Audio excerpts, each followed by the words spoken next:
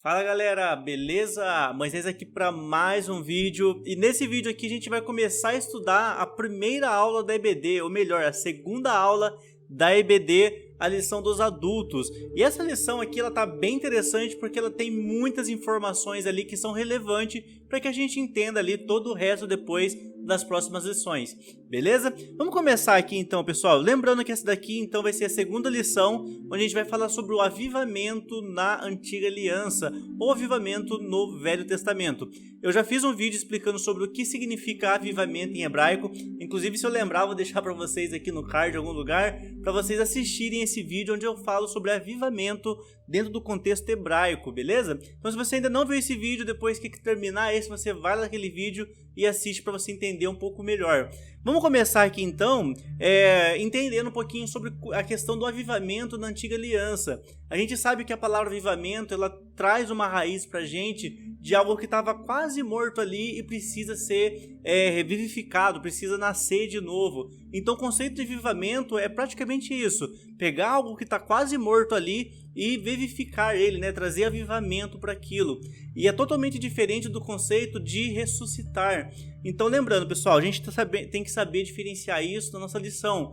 Avivamento para ressuscitação. A gente só ressuscita algo quando está morto. Agora, quando a gente fala em avivar, realmente, né, tem uma brasinha de fogo ali ainda, é a gente incendiar essa brasa para que vira ali, né, um fogaréu. Então, o conceito de avivamento dentro da Antiga Aliança está falando justamente sobre isso. Um período ali que estava bem feio, né, a questão espiritual dos lugares, aí Deus levanta um profeta, levanta alguém para trazer um avivamento para esses lugares. Então nesse vídeo, galera, a gente vai estudar basicamente aqui, né, várias pessoas que trouxeram avivamentos para o período que eles estavam. Então a gente vai ver um pouquinho da questão do avivamento ali no período de Moisés, no período de Samuel, no período de Neemias. E conforme a lição vai andando aí, a gente vai ver avivamento aqui de forma geral. E só um detalhe, esse material aqui em PDF eu vou deixar para vocês lá no nosso grupo do Telegram. Então o primeiro link aqui da descrição, vocês vão ter acesso ao grupo do Telegram e lá eu vou mandar para vocês aqui esse PDF completo lá para vocês estudarem. Vamos começar então, pessoal. O primeiro tópico aqui vai falar sobre o panorama do avivamento do Antigo Testamento. Aqui está falando sobre o avivamento no tempo de Moisés.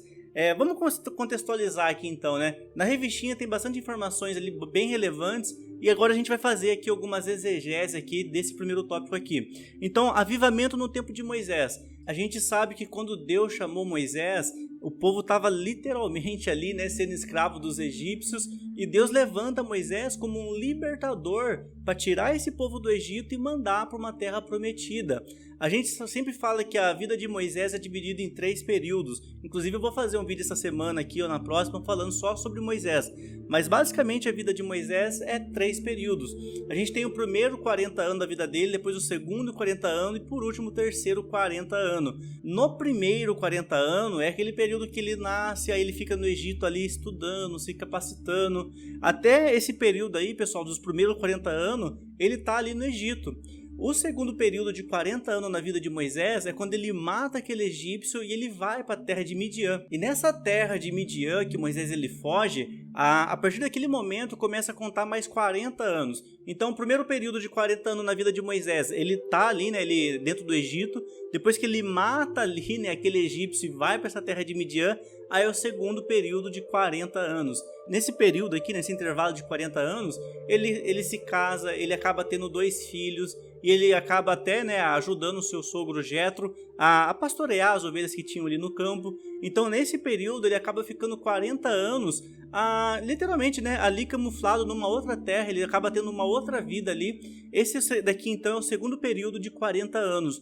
No final desse período de 40 anos, que Moisés já estava fora do Egito, estava tranquilo, a Bíblia fala que Deus aparece para Moisés lá no Monte Horebe, e a Bíblia fala que Deus chama Moisés no Monte Horebe, e é aquela famosa história que a gente já conhece, né, da sarça que ardia, porém não queimava, né, não consumia. Então Deus tem esse encontro com Moisés na sarça ardente, e ali, a partir daquele momento, começa a contar mais 40 anos.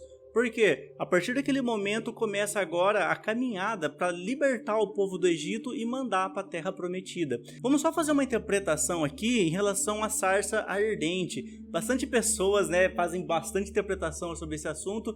Eu quero só trazer uma interpretação aqui para vocês do que significa essa sarça ardente. Quando a Bíblia fala que Deus chamou Moisés na sarça ardente, pegava fogo, mas não consumia, ali, pessoal, a gente tem uma simbologia muito grande com o povo de Israel e os egípcios. O que Deus estava falando para Moisés ali, né, entre linhas?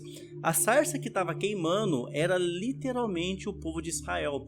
Por quê? Eles estavam sendo oprimidos, eles estavam sendo machucados, porém a sarça estava queimando e eles não se consumiam.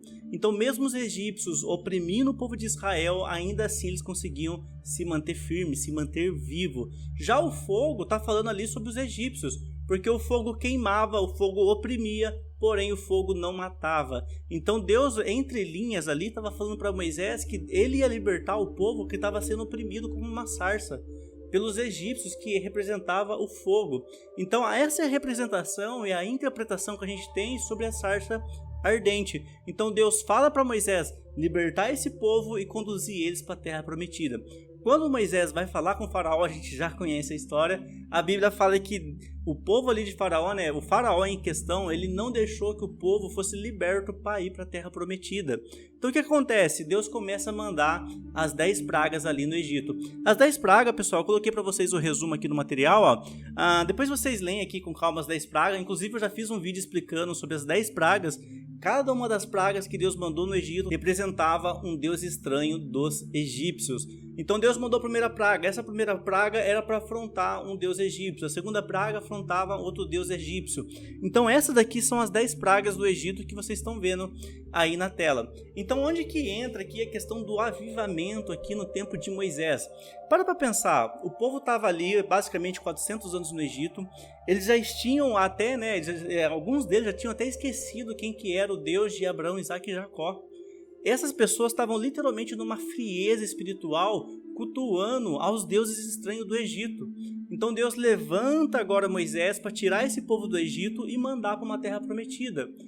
Nesse período, pessoal, que Deus começa então a usar Moisés para transmitir as novas leis da tábua que vocês já conhecem, os mandamentos, as 613 leis agora que Moisés recebe, Moisés passa para o povo que saiu do Egito e estavam indo em caminho à terra de Canaã. Então o grande avivamento que Moisés trouxe ali no seu tempo foi exatamente esse: tirar o povo da idolatria, tirar o povo que cultuava deuses estranhos e mandar eles para uma terra nova, onde eles iam cultuar apenas ao Deus de Israel, que é o Deus dos seus antepassados, Deus de Abraão, Isaac e Jacó. Então esse é o contexto que Moisés foi usado por Deus para literalmente, né, trazer um grande avivamento para aquele povo que tanto precisava de uma palavra, de uma libertação da parte de Deus. Pessoal, a gente vai avançar aqui agora e vai entrar no próximo tópico.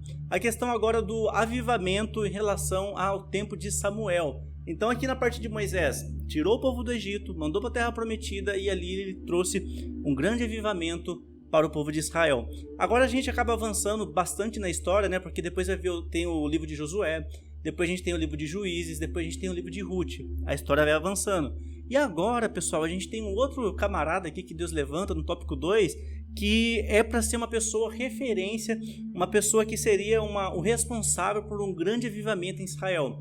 Essa pessoa é nada mais, nada menos do que o profeta Samuel. Então o profeta Samuel também foi um grande avivador ali do seu tempo. No tempo de Samuel, que Samuel nasceu, a Bíblia fala que tinha um sumo sacerdote ali chamado Eli, e Eli tinha seus 2 filhos. Só que, porém, pessoal, esses 2 filhos que eram sacerdotes, eles faziam tudo errado dentro da casa de Deus. Eles iam oferecer sacrifícios a Deus, eles acabavam fazendo, né, um churrasquinho ali, pegava a gordura, não oferecia o animal por completo perante o Senhor, até que Deus vai lá e resolve, né, matar esses 2 camaradas. Então a gente tinha ali sacerdote corrompido no tempo de Eli, no tempo de Samuel. A gente tinha um sumo sacerdote totalmente desviado, que é o sumo sacerdote Eli. Aí Deus levanta Samuel e traz ali um grande avivamento para aquele povo ali de Israel naquele período. Então o profeta Samuel, além de ser um profeta, ele também foi um juiz em Israel. E algumas pessoas chegam a dizer que ele foi também um sacerdote, né? Mas aí cabe interpretação, num outro vídeo a gente conversa sobre isso. A Bíblia fala que o povo estava tão em pecado ali no tempo de Samuel que eles foram para uma guerra contra os filisteus, e a Bíblia fala que os filisteus realmente, né, derrotaram ali o povo de Israel daquela guerra. Inclusive esses filisteus, eles pegaram a Arca da Aliança e levaram para fora do arraial. Eles tomaram a Arca da Aliança do povo de Israel. E a Arca da Aliança simbolizava a presença de Deus. Então a presença de Deus, simbolicamente falando, estava saindo para fora do arraial. Quando o sacerdote ele soube disso, ou melhor, o sumo sacerdote ele soube disso, a Bíblia fala que ele literalmente morreu.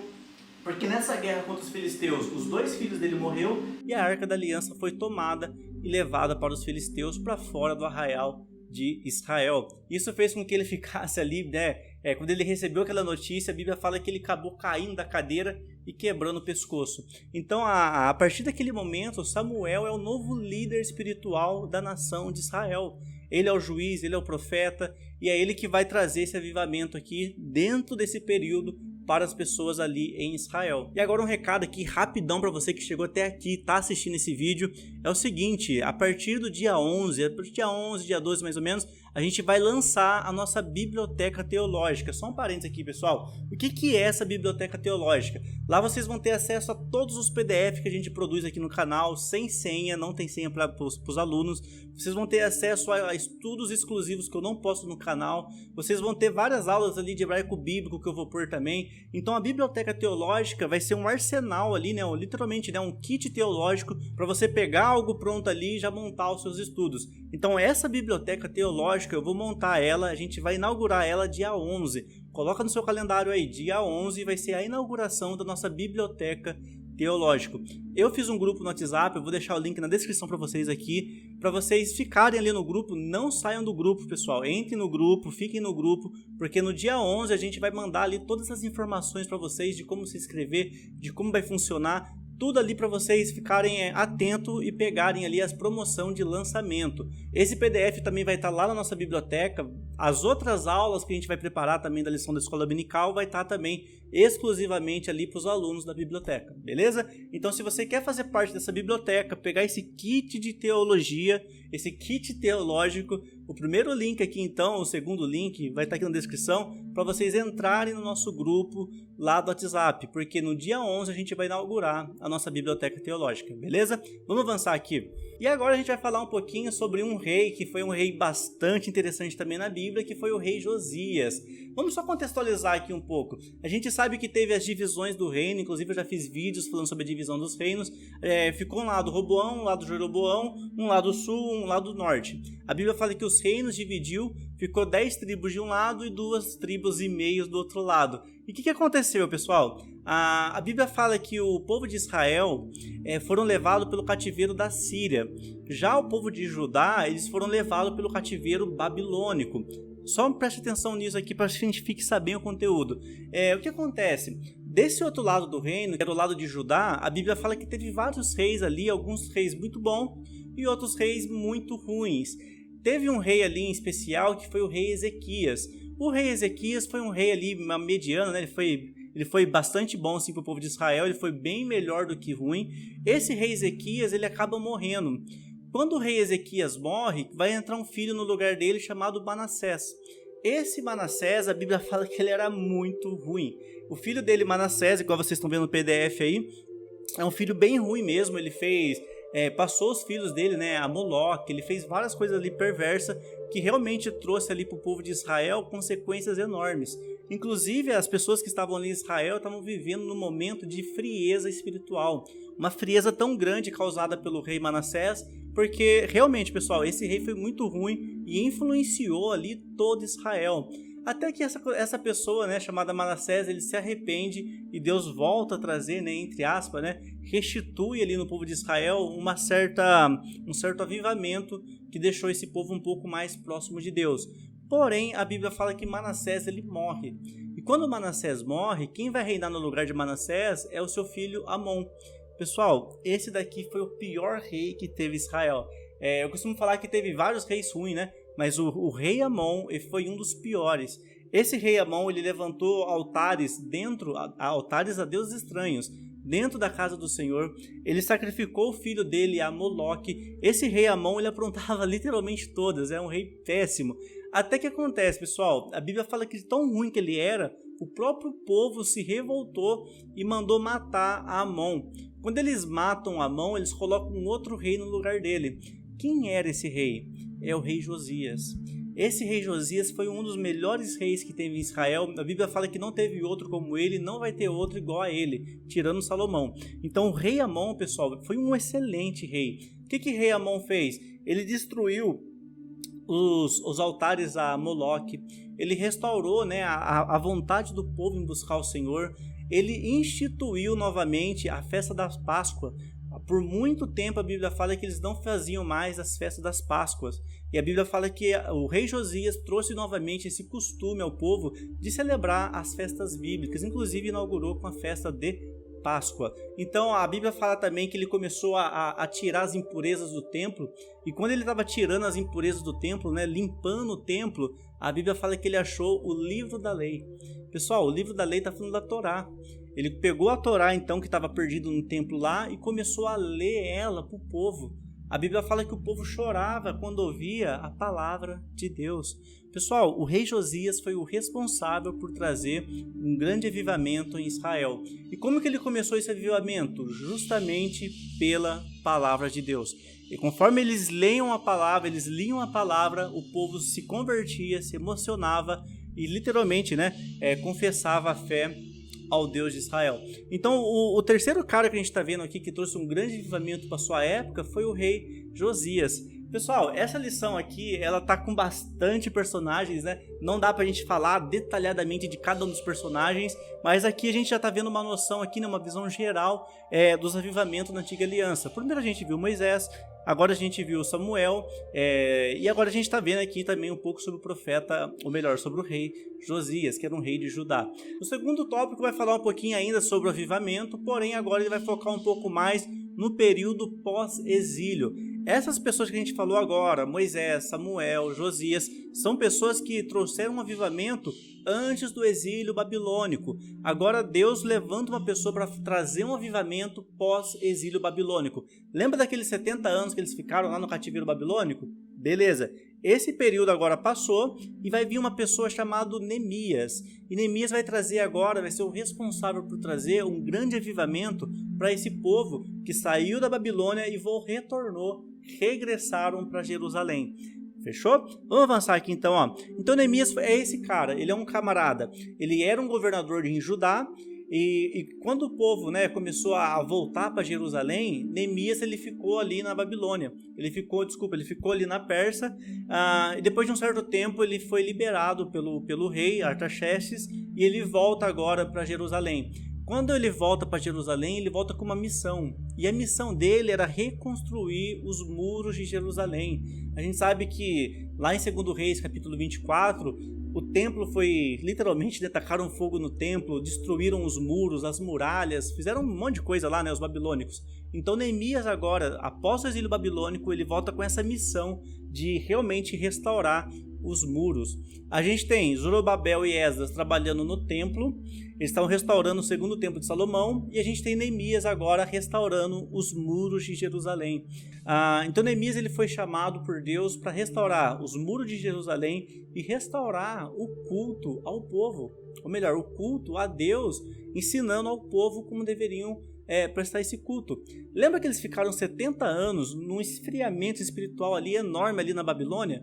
Depois de 70 anos eles voltam para Jerusalém, mas eles não sabem cultuar. Eles não lembram mais da palavra. Muitas daquelas pessoas já haviam morrido. Então agora Neemias ele vem como um avivador para restaurar novamente o culto a Deus. A Bíblia fala que Neemias então, né, ele começa até a ficar bem chateado ali, né, com os muros sendo arrebentados, com muros em fogo, né, em chamas. Então Neemias ele entra nesse contexto. Pessoal, vamos avançar aqui, ó. Tópico 2, a confissão dos pecados. O que Neemias faz ali para trazer um avivamento? A primeira coisa que ele faz é confessar o pecado dele. Ele não confessa só o pecado dele, mas ele confessa o pecado do povo, inclusive dos seus pais. Então o primeiro ponto aqui para ter um avivamento é a confissão de pecado. não tem como ter avivamento se não tiver confissão de pecado. Então o primeiro ponto para trazer um avivamento para um povo é quando esse povo se converte a Deus confessando os seus pecados e depois se arrependendo. Então arrependimento e confissão de pecado, eles andam junto. Para quê? Para que haja um avivamento. Não tem como ter avivamento na igreja, em qualquer lugar, na vida sua, na vida das pessoas, se elas não confessarem os pecados e se elas não se arrependerem dos seus pecados. Então Neemias aqui no tópico 2 vai falar um pouco sobre isso. E agora, pessoal, a gente vai avançar aqui um pouco, no tópico 3, o avivamento pelo ensino. E como que Neemias trouxe esse avivamento para o povo? Ele trouxe avivamento pelo povo ensinando a palavra de Deus. Então ele foi ensinando a palavra de Deus de forma pausada. Eles liam um pouquinho e pausavam, liam um pouquinho e pausavam. Essa leitura pausada que eles fizeram na Torá, né, na lei de Deus, fez com que o povo se arrependesse. Então a gente tem pelo menos 3 pilares aqui que a gente aprende com Neemias. Então a gente tem aqui confissão dos pecados, a gente tem aqui arrependimento e por último a gente tem a palavra de Deus. Esses 3 aqui, né, os pilares, né, as 3 colunas aqui é o que garante a nós um avivamento genuíno da parte de Deus. Eu coloquei para vocês aqui, pessoal, um versículo que eu acho bem interessante, que é o versículo de Neemias, capítulo 13, versículo 25. Deixei para vocês aí. A Bíblia fala que Neemias, então, trouxe um grande avivamento para o povo, porém, conforme vai passando o tempo, o povo volta acabando fazendo as mesmas práticas que faziam lá na Babilônia.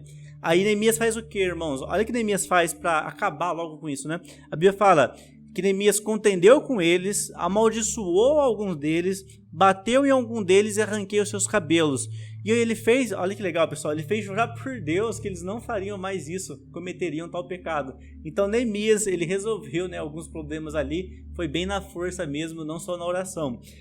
Pessoal, seguinte, se você viu esse vídeo e tá vendo esse vídeo até aqui, cara, se inscreva no canal, ative o sininho, ajude com que esse canal cresça para que eu consiga trazer mais conteúdos pronto para vocês.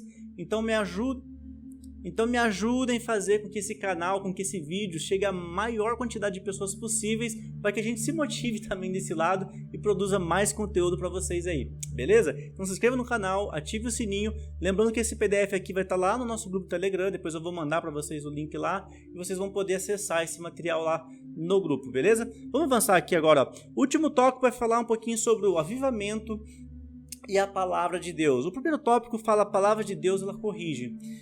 Pessoal, esse tópico aqui ele é bem autoexplicativo, né?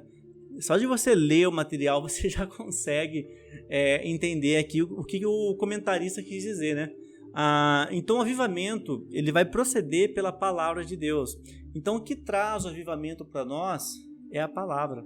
É a palavra que liberta. A Bíblia fala: conhecereis a verdade vos libertará. Então o que muda uma pessoa, o que muda um ser humano é o encontro dela com a palavra. E aqui eu trouxe um paralelo que Paulo faz entre a antiga aliança, como que era o culto, e a nova aliança, como que é o culto. Vamos lá, na antiga aliança o culto começava quando tinha um morto no altar. O morto era o animal sacrificado. Então o culto começava quando tinha morto no altar. Agora Paulo lá em Romanos fala que o culto começa quando tem vida no altar. Olha que legal, pessoal, um paralelo entre a antiga aliança e o novo. Na antiga aliança, o morto estava no altar, o culto começava. Beleza. Na nova aliança, o vivo está no altar, então o culto começa. Outro que eu coloquei para vocês aqui, ó. Na antiga aliança, para o culto que está acontecendo, para o culto para estar rolando, tinha que ter ali o sacrifício morto, né? O morto tinha que estar ali. Já para o culto acontecer da nova aliança, é necessário que a gente tenha vida e vida para prestar culto a Deus em frente ao altar. Então essas são as diferenças aqui que Paulo traz para a gente, um paralelo, né, da antiga aliança, o culto, e da nova aliança, o culto. E agora, pessoal, o tópico 3 aqui vai falar um pouquinho sobre a questão do formalismo, né? É até complicado falar de formalismo, que tem pessoas que seguem muito, né? Quando a Bíblia fala, né, recomenda que a gente não seja tão formais, né? O que seria? O formalismo é aquela pessoa que vê algo e fala: nossa, ó, não é assim e tal. Aquela pessoa formalista que tudo critica, tudo acha ruim. Então o que Deus ensina pra gente é que a gente tem que ser moderado. Eu vou dar um exemplo, pessoal. Aí já é da questão de dogmas, costumes, mas nem vou entrar nisso. Eu já vi pessoas falando assim: nossa, eu não vou ouvir tal pessoa falando porque tal pessoa tem cabelo grande. É uma pessoa que usa barba. Enfim, não dá pra ouvir essa pessoa porque ela usa barba, tem cabelo grande. São pessoas que estão ali ainda no formalismo. São pessoas ainda ali que estão presas ali aos dogmas religiosos e não conseguem enxergar além de uma aparência. Então, quando a Bíblia fala sobre o formalismo, a gente tem que ser temperado. A gente não pode ser liberal, mas a gente não pode ser formal de tudo. Então, a gente tem que ter ali uma temperança. Então, essa foi a nossa segunda lição aqui da revista CPAD. Semana que vem vai sair mais aula aqui, né? Aula 3, eu vou fazer de tudo para gravar para vocês aqui. E mais uma vez eu falo, dia 11 vai ser a inauguração da nossa biblioteca teológica. Mais de 50 PDF já liberado para vocês lá, mais de 100 estudos lá prontinho também em vídeo, sem contar esse material que vai estar lá para vocês também sem senha, beleza? Então se inscreva no canal, ative o sininho e a gente se encontra aí no próximo vídeo. Até mais e tchau, tchau!